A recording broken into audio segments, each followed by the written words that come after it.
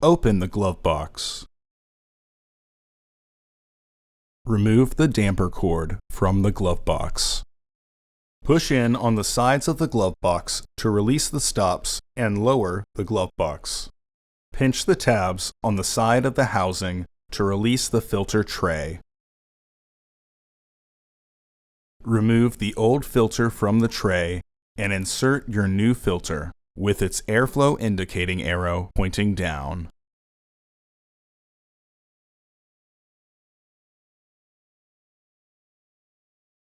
Reinstall the filter tray. Partially close the glove box to re-engage the stops. Reinstall the damper cord.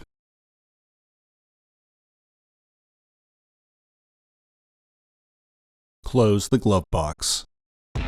Order your parts today at filterheads.com. Also, please like our video and subscribe to our channel so you won't miss any new content.